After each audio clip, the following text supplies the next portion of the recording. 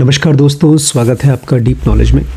आज का वीडियो आपके लिए बहुत इम्पोर्टेंट होगा अगर आप एक स्टूडेंट हैं तो, और अगर आप एक स्टूडेंट के माता पिता हैं तो, या किसी भी ऐसे इंसान की लाइफ में जो स्पिरिचुअलिटी में अपना टाइम वेस्ट नहीं करना चाहता।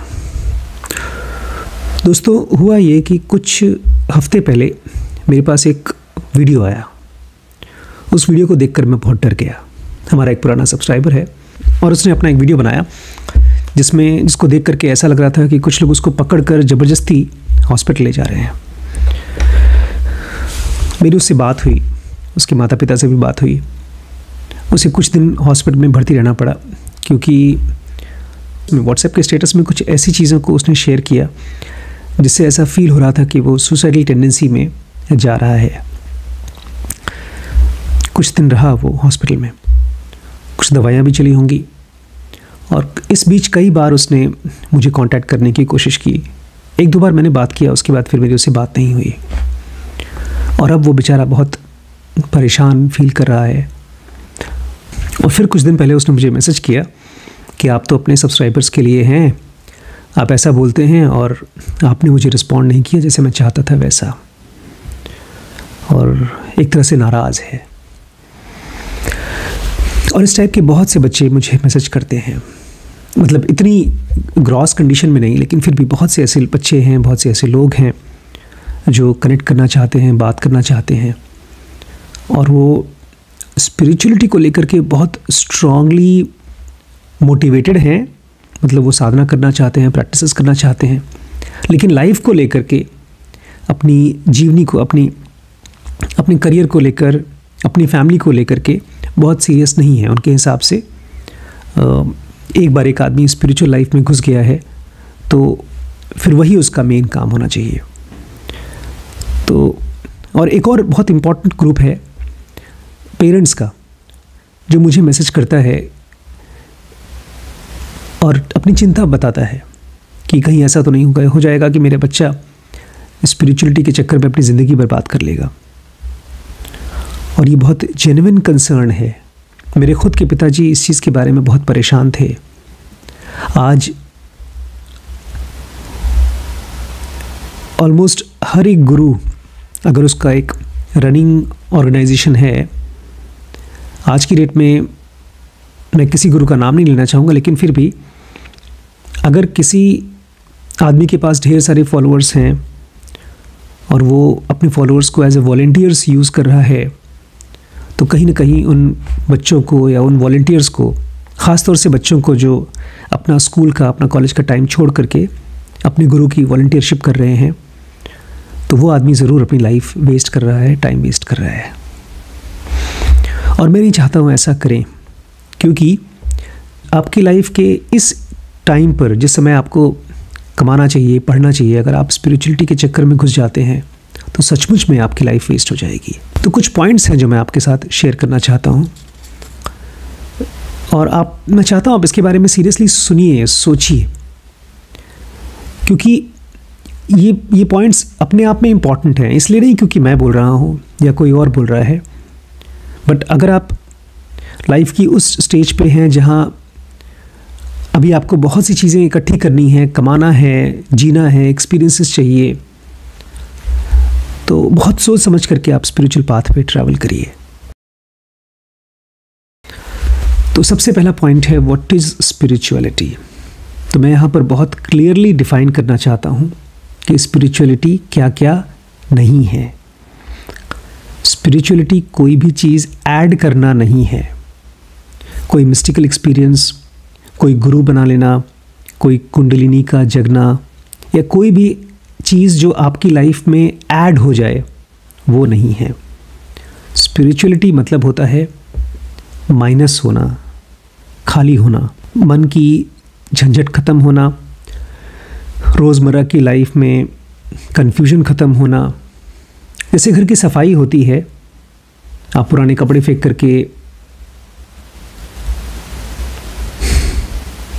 अपने आप को फ्रेश करते हैं, अपने वार्डरोब को नया करते हैं, ठीक ऐसे ही स्पिरिचुअलिटी में आप कचरा खाली करते हैं और अल्टीमेटली एक ऐसा टाइम आता है जहाँ पर कोई भी चीज़ आपको डिस्टर्ब नहीं कर सकती है।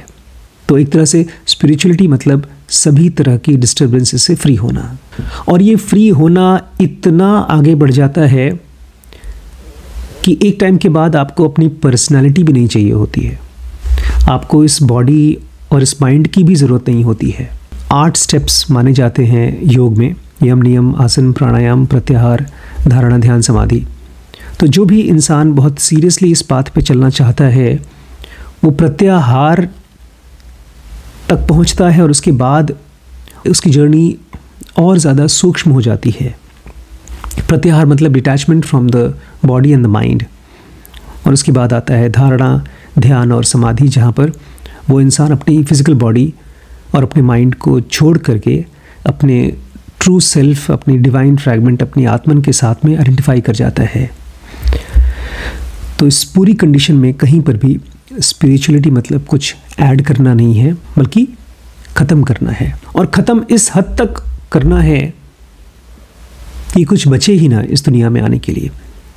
इसलिए कृष्ण कहते हैं जो ऋषि मुनि होते हैं वो इस धरती पे अपने बुरे कर्मों का फल के साथ साथ अच्छे कर्मों का फल भी छोड़ देते हैं, त्याग देते हैं। तो अगर आप किसी ग्रुप के साथ इसलिए कनेक्ट हो रहे हैं, कोई गुरु के साथ या किसी संस्था के साथ, क्योंकि आपको कुछ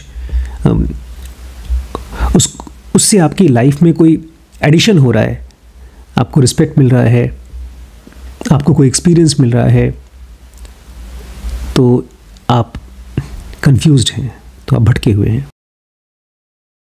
सेकंड पॉइंट है कि स्पिरिचुअल लाइफ जीने के लिए, मोक्ष या मुक्ति पाने के लिए आपको क्या क्या चाहिए, व्हाट डू यू नीड। सबसे पहले व्हाट यू डोंट नीड। आपको कभी अभी कोई गुरु नहीं चाहिए। अगर आप किसी को अपना गुरु मानते हैं तो वो अभी नहीं होना चाहिए। आपको चाहिए फ्रेंडली को ट्रैवलर, एक ऐसा इंसान जो खुद स्पिरिचुअल रास्ते पे है और वो आपको बता सकता है कि उसकी जर्नी कैसे चल रही है। वो आपको इंस्ट्रक्शंस नहीं देता, वो आपका गाइड नहीं है, वो आपका एक फ्रेंडली को ट्रैवलर है। जैसे आप किसी शहर में जाते हैं और वहाँ किसी गली के बारे में आप कोई एड्रेस पूछते हैं किसी से, तो वहाँ का जो पुराना बाशिंदा है वो आपको गाइड कर देता है, तो भी वो आपका मालिक नहीं है, वो आपका भगवान नहीं है, वो एक को ट्रैवलर है, वहाँ पर पहले से रह रहा है। तो जो भी इंसान आपको लगता है कि उसकी गाइडेंस आपको हेल्प कर रही है, आप उससे गाइडेंस लीजिए, लेकिन ध्यान रखिएगा गुरु बनाने की ज़रूरत नहीं है। गुरु का टाइम आएगा जब आप योग में एक बहुत हाइटेंड स्टेट पर पहुंचते हैं, जिसको हम क्रिटिकल सर्टेन स्टेज कहते हैं, जिसमें आप एक ख़ास पॉइंट होता है, नो मैन्स लैंड, उसको क्रॉस कर लेते हैं।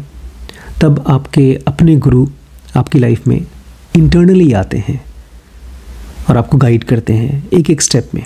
हर एक स्पिरिचुअली एनलाइटेंड आदमी को उसके गुरु ने हेल्प किया है, चाहे नानक हैं, चाहे कबीर हैं, चाहे जीसस हो। हर एक जिन किसी भी मास्टर्स को हमने इज्जत दिया है, रिस्पेक्ट दिया है, वो सब अपनी गुरु की बखान इसलिए गाते हैं क्योंकि वो पर्सनली उनके साथ कनेक्टेड हैं। और ये कनेक्शन आउटसाइड नहीं होता, ये फिजिकल वर्ल्ड का नहीं है, ये अंदर का है। तो बाहर आप 100 लोगों से सीखिए, 500 लोगों से सीखिए, लेकिन गुरु का दर्जा केवल आप उसको दीजिए जो आपके अंदर आपको कनेक्ट करे। और ये बहुत बात की स्टेज है। और इसके साथ साथ आपको चाहिए ढेर सारा हेल्प फ्रॉम स्क्रिप्चर्स।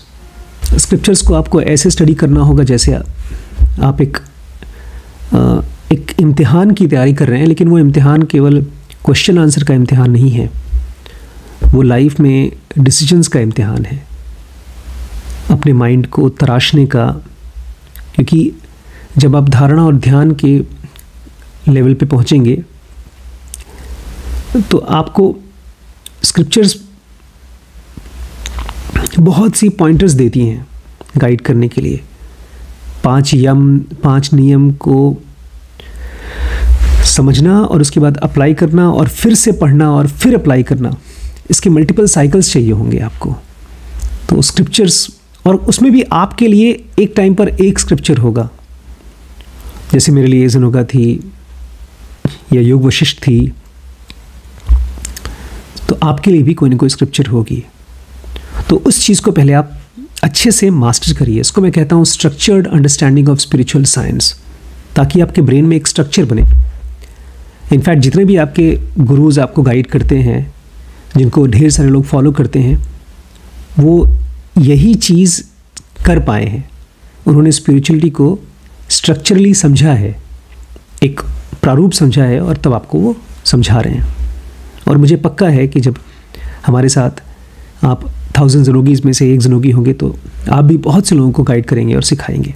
अब तीसरा पॉइंट है कि आखिर कोई इंसान अपनी लाइफ को वेस्ट क्यों करता है। स्पिरिचुअलिटी में कौन सी चीज़ है जो आपको पुश करती है, मोटिवेट करती है वेस्ट करने के लिए। इसके पीछे सोल रीज़न है fake gurus and fake dedication. Scriptures भी फेक हो चुके हैं बहुत से, इसलिए आप उनको पढ़ते हैं, आपको समझ में नहीं आता। जब मैंने पहली बार भगवद गीता को पढ़ा था तो उसमें ऐसी ढेरों चीज़ें थी जो करने लायक थी, लेकिन मैं उनको कर नहीं पा रहा था। एग्जाम्पल के तौर पे तीनों गुण को कैसे समझा जाए और कैसे जिया जाए, या एक योगी किस तरह से डिटैच्ड होता है दुनिया से। इस तरह से ढेर सारी चीज़ें हैं जो आधी अधूरी हैं स्क्रिप्चर्स में। तो उसकी वजह से हमारे अंदर में एक फेक डेडिकेशन और एक फेक ईगो पैदा हो जाता है, और फिर आ जाते हैं गुरुज जो इन स्क्रिप्चर्स को आपको समझाते हैं और आपसे उम्मीद करते हैं कि आप एक डेडिकेटेड डिसाइपल बन जाएं, बिना सवाल पूछे उनकी बातों को मानते रहें और उम्मीद करें कि कभी न कभी उनकी वजह से आपकी लाइफ में एक चमत्कार होगा। मैं ये नहीं कह रहा हूँ कि आप गुरुओं के पास न जाएं, आप उनसे सीखें ना, मैं ये नहीं कह रहा हूँ। सभी लोगों ने किया है। बुद्ध ने तो कहा जाता है 9 या 10 गुरुओं के पास जाकर सीखा है, लेकिन अल्टीमेटली जब उनको समझ में आया कि जो खोज रहे हैं उनको नहीं मिला, तो फिर उन्होंने उस गुरु का त्याग कर दिया और ख़ुद से अपनी यात्रा चालू की। तो मैं भी आपसे यही कहूँगा कि आप गुरुज के पास जाइए, सीखिए, पढ़िए, लेकिन डेडिकेशन असली होना चाहिए। मतलब जब आप किसी के प्रति डेडिकेटेड फील करें तो ही आप डेडिकेशन दीजिए। जब आपकी लाइफ में सफरिंग कम हो, आपकी जो चेंजेस चाहते हैं आप, जब वो आए तभी डेडिकेशन दिखाइए, नहीं तो टेस्ट करिए,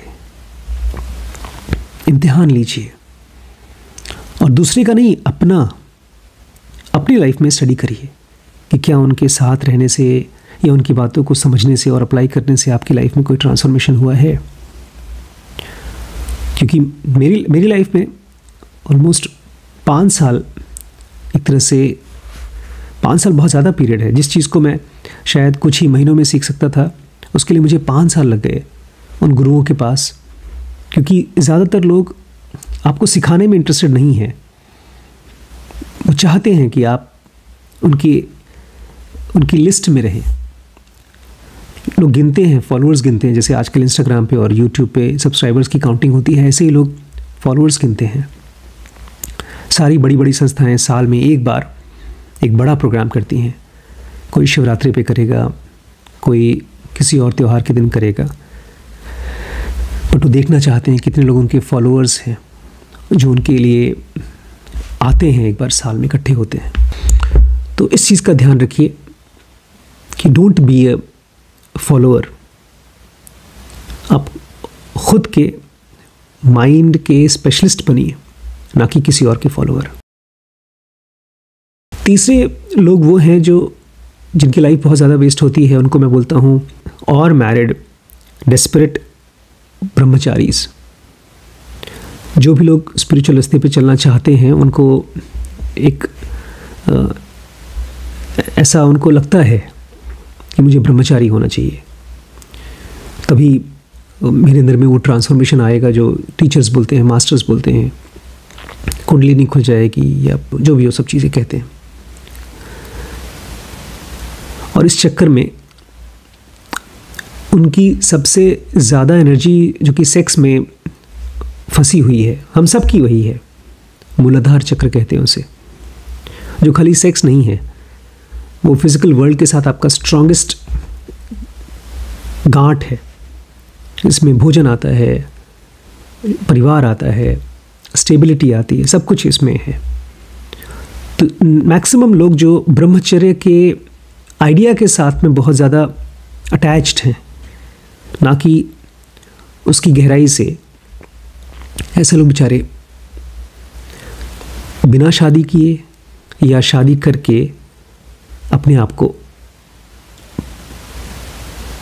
लटकाए रहते हैं। जिस दिन मुझे क्लियर हुआ कि ब्रह्मचर्य मतलब एक ऐसी लाइफ जीना जिसमें ब्रह्म को मैं जी सकूं, उसका केवल सीमेन रिटेंशन से ताल्लुक़ नहीं है। ब्रह्मचर्य मतलब एक ऐसा लाइफ पार्टनर जिसके साथ आप बहुत क्लोजली कनेक्टेड रहें। इसलिए इंडिया में जितने भी ऋषि हुए हैं, वशिष्ठ हैं या सप्तऋषि, जितने भी ऋषि हुए हैं, उन सब की शादी हुई है, उन सब ने परिवार पाला है। और अगर आपको लगता है कि आपको ब्रह्मचारी होना चाहिए और फिर भी आपके मन में ऑपोजिट सेक्स का ख्याल आता है, तो आपकी लाइफ वेस्ट होगी। क्योंकि तब आप उस आदमी की तरह हैं जिसको भूख बहुत ज़्यादा लगी है, लेकिन वो ज़बरदस्ती अपने आप को उपवास करा रहा है। उपवास का मतलब जानते हैं आप? उपवास मतलब अपने गुरु के पास रहना, अपने भगवान के पास रहना। उसमें आप भूल जाते हैं, आपको भूख लगती नहीं है। लेकिन उपवास का मतलब फास्टिंग नहीं होता कि भूखे रहना, टॉर्चर होना, ऐसा नहीं होता। तो ऐसे डेस्परेट साधु मत बनिए या ऐसे डेस्परेट ब्रह्मचारी मत बनिए जो किसी उम्मीद में अपनी सेक्सुअलिटी के साथ में एक्सपेरिमेंट नहीं कर रहा है। ये बहुत पुराना सिस्टम है, शादी और एक पत्नी के साथ में अपने आप को डेडिकेट कर पाना है, एक आदमी के साथ अपने आप को डेडिकेट कर पाना, अपने माइंड को, अपनी बॉडी को स्टडी कर पाना, ये बहुत पुरानी स्टडी है। और ये स्टडी किसी साइंटिस्ट की नहीं है, ये ऋषि मुनियों की है। इसलिए हमारी सोसाइटी में इसको बांध दिया गया, शादी की रस्म को एक पूजा के साथ बांध दिया गया, एक प्रार्थना के साथ कि मैं ईश्वर को साक्षी मान करके तुम्हें अपना लाइफ पार्टनर मानता हूँ। तो अगर आप वो नहीं करते हैं तो भी आपकी लाइफ वेस्ट हो सकती है स्पिरिचुअल पाथ पे। अब हम किसको कहते हैं वेस्ट होना, लाइफ वेस्ट होना? मिस्ड अपॉर्चुनिटीज़ को। हमारे पेरेंट्स, हमारी सोसाइटी, जितने भी सक्सेसफुल लोग हैं, वो या तो हमको डायरेक्टली बोलते हैं या उनको देख करके हमको लगता है कि उतने तो सक्सेसफुल हमको होना चाहिए। देखिए, सक्सेस के सबके अपने अलग अलग मापदंड हैं, लेकिन एक चीज़ तो बेसिक है यार, कि आप अपनी ज़िंदगी की रिस्पॉन्सिबिलिटी खुद ले सकें, अपने लिए घर, अपने लिए कपड़ा और अपने लिए रोटी खुद कमा सकें। ये तो सबके साथ होना चाहिए। अगर हमने ह्यूमन बीइंग की तरह पैदा हुए हैं इस दुनिया में, तो अपना देखभाल करना तो हमको आना चाहिए। हो सकता है आपके फ्रेंड 10,000 रुपये कमाते हो, कोई दोस्त 50, कोई दोस्त 1 लाख रुपए कमाता हो, और उसको देख करके अगर आपको बहुत स्ट्रांगली ऐसी फीलिंग आती है कि मैं भी कमाना चाहता हूँ, मैं भी उस तरह की लाइफ चाहता हूँ, मेरे पास भी 1 या 2 या 4 गाड़ी होनी चाहिए, और अगर ये केवल फ्लीटिंग थॉट नहीं है, मतलब आज ख्याल, आज थॉट आया, कल नहीं आया, अगर आपके मन में ये रोज़ रोज़ आता है और आप ज़बरदस्ती स्पिरिचुअल पाथ पे चलने की कोशिश कर रहे हो, एक त्यागी की ज़िंदगी जहाँ पर आप सब कुछ डिवोर्स कर देते हो, त्याग देते हो हर चीज़ को, और मन में इन सब का ख्याल चल रहा है, तो भी आप एक स्पिरिचुअल लाइफ नहीं जी पाओगे। आपको ये बहुत स्ट्रांगली फील होगा कि आपकी लाइफ वेस्ट हो रही है।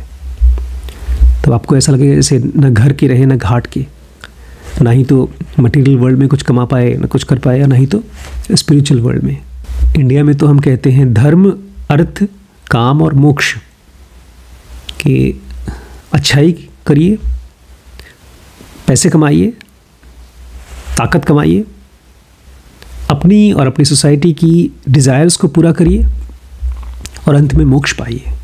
कृष्ण हो, चाहे जनक, चाहे बुद्ध, या इस ज़माने के या हमारे मोदी जी, ये सभी लोग हमको बताते हैं कि एक आदमी सोसाइटी में रह करके अपने कर्तव्यों को पूरा करते हुए, और वो भी ऐसा नहीं कि नाम पूर्ति करें कि नाम के लिए काम कर दिए ना, जो आदमी इस दुनिया में अपने रिस्पॉन्सिबिलिटीज़ को, अपने घर परिवार की, अगर आप किसी कंपनी में जॉब करते हैं तो अपने पोजीशन के नीचे जितने भी आपके टीम मेंबर्स हैं उनकी, या आप किसी बहुत इंपॉर्टेंट पोजीशन पे हैं, प्राइम मिनिस्टर हैं, प्रेसिडेंट हैं, या किसी कंपनी के सीईओ हैं, तो उस पोजीशन को बहुत खूबसूरती से जस्टिफाई करिए,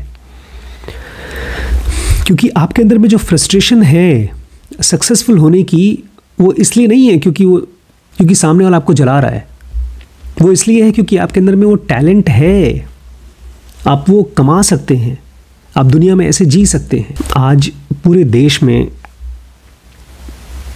एक नई लहर चल रही है ग्रोथ की, प्रोग्रेस की। वो इसलिए क्योंकि कुछ लोग हैं जो अपनी काम को बहुत ही रिस्पॉन्सिबली कर रहे हैं, सड़कें दिखाई दे रही हैं, और मैं तो बहुत खुश हूँ 2014 से कम लखीमपुर में 24 घंटे बिजली आती है। मैं तो एक्सपेक्ट नहीं कर रहा था इस चीज़ को, और बहुत बहुत प्रोग्रेस हुआ है। तो जैसे शरीर को हेल्दी रहना चाहिए, ऐसे ही सोसाइटी को भी और देश को भी और दुनिया को भी हेल्दी होना चाहिए। आज जो भी मेहनत और रिस्पॉन्सिबल तरीके से आप जिएंगे इस दुनिया में, ठीक उतनी ही रिस्पॉन्सिबिलिटी और मेहनत के साथ आप अपने अंदर की दुनिया में जी पाएंगे। जब आपके पास वो मिस्टिकल एक्सपीरियंसेस आएंगे तो उसके साथ भी आपको रिस्पॉन्सिबली बिहेव करना होगा, उसकी ट्रेनिंग आपको यहीं से मिलेगी। तो कभी भी एक ऐसे इंसान की तरह मत जिए जिसको लगे कि काश मैंने ये किया होता। अगर मन में कोई भावना आती है कुछ करने की, कुछ कमाने की, कुछ बनने की, तो पहले उसको पूरा करिए, नहीं तो आपको ऐसा फील होगा कि आपने लाइफ वेस्ट कर दी। अब लास्ट में कुछ पॉइंट्स कि आप कैसे अपनी लाइफ को वेस्ट ना करें स्पिरिचुअल पाथ पे, और साथ ही साथ स्पिरिचुअल पाथ पे चले भी। सबसे पहला point, be very careful before you give your dedication. इससे पहले कि आप अपनी डेडिकेशन किसी को दें, बहुत बहुत बहुत सावधानी बरतें। Number 2, study at home. पढ़ाई करना, सीखना ये केवल स्कूल तक नहीं होना चाहिए, और खाली प्रोफेशन के लिए नहीं होना चाहिए। अपने लिए पढ़ना और सीखना शुरू करिए। Number 3, go to ashrams. अगर आप अफोर्ड कर सकते हैं तो गुरुओं के आश्रम में जाएं, कुछ टाइम बिताएं, वहाँ की लाइफ को अपने घर लेकर आएं। Number 4, work on your habits.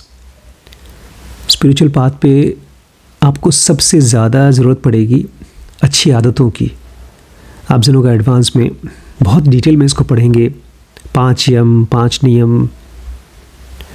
इसके लिए आपको एक जो फाउंडेशन का काम करती है वो आपकी आदतें हैं, आपकी हैबिट्स हैं, तो उनके ऊपर काम करिए। मैंने हैबिट्स के ऊपर 2 सीरीज़ बनाई है। dkbrains.com में जाएंगे तो लिटिल चेंजेस के नाम से और हैबिट के नाम से 2 सीरीज़ हैं, और अब हमने सारी सीरीज़ को, ऑलमोस्ट सारी सीरीज़ को बहुत इकोनॉमिकल कर दिया आपके लिए। आप dkbrains.com पे जाके चेक कर सकते हैं। नेक्स्ट है, अगर आप अफोर्ड कर सकते हैं तो सारे अलग अलग डिफरेंट कोर्सेज और वर्कशॉप्स करिए, वहाँ से सीख के आइए। वो सब आपके ऋणबंधन हैं, आप उनको अपना कमाया हुआ धन और अपना समय देंगे, और वो आपको उनका कमाया हुआ ज्ञान और एक्सपीरियंस देंगे। लेकिन कहीं पर भी अपने आप को बांधिए मत। अगर आप स्टूडेंट हैं तो पहले पढ़ना और कमाना सीखिए। सस्ती सस्ती किताबें उठाइए, उनको पढ़िए, लेकिन पहले अपने करियर के ऊपर काम करिए। अगर आप एक साधक हैं तो एक चीज़ कभी मत करिए, डिज़ायर नो मिस्टिकल एक्सपीरियंसेस। हम लोग के बहुत साल बर्बाद हो जाते हैं मिस्टिकल एक्सपीरियंसेस की इच्छाओं में। कुंडलिनी जगने की डिज़ायर, चक्रों का एक्सपीरियंस, गुरु के दर्शन, ढेर सारी ऐसी चीज़ें जो हम चाहते हैं। ऐसी चाहतों को हटाइए तब आपको अपनी डेली ग्रोथ दिखाई देगी। अगर आप एक सीकर हैं, स्पिरिचुअल सीकर हैं, तो learn to be a depression free seeker, क्योंकि हम लोग की जो सीकिंग चालू होती है ना, स्पिरिचुअल सीकिंग, वो दुख से चालू होती है, और हम सच को जानने के बजाय दुख का निवारण खोजते हैं। दुख का निवारण होता नहीं है इस दुनिया में। आप केवल दुखों को रिप्लेस कर सकते हैं और दुखों को यूज़ कर सकते हैं उनसे मुक्त होने के लिए, दुनिया से मुक्त होने के लिए, हमेशा के लिए। लेकिन उसके लिए चाहिए एक डिप्रेशन फ्री माइंड, एक ऐसा माइंड जो दुखी नहीं है। ये बड़ी विडंबना है। बहुत ही अजाइल और इंटेलिजेंट माइंड चाहिए। अभी मैं एक सीरीज भी बना रहा हूँ उसके ऊपर, नेचुरल एंटी डिप्रेसेंट, बहुत ही इंपॉर्टेंट सीरीज़ है। एक बड़ी ख़ास क्वालिटी देखी है मैंने लोगों में, उससे भी उनकी बहुत लाइफ वेस्ट हो जाती है। हमारे थॉट्स इतने ज़्यादा घमंडी हैं हम लोगों के, ज़्यादातर लोगों की लाइफ में, कि जो कुछ भी हम जानते हैं उसी को मान लेते हैं कि वो सब कुछ है। तो हम क्वेश्चंस नहीं पूछ पाते, ना लोगों से ना लाइफ से। इसलिए आपको बनना होगा ईगोलेस इंक्वायरर। एक भाई साहब हैं, बहुत दुखी और बहुत परेशान। उनके पास ढेर सारे सवाल हैं, लेकिन पूछने के लिए मन नहीं है। परेशान है लेकिन हेल्प नहीं मांगना चाहते। ये ईगो है।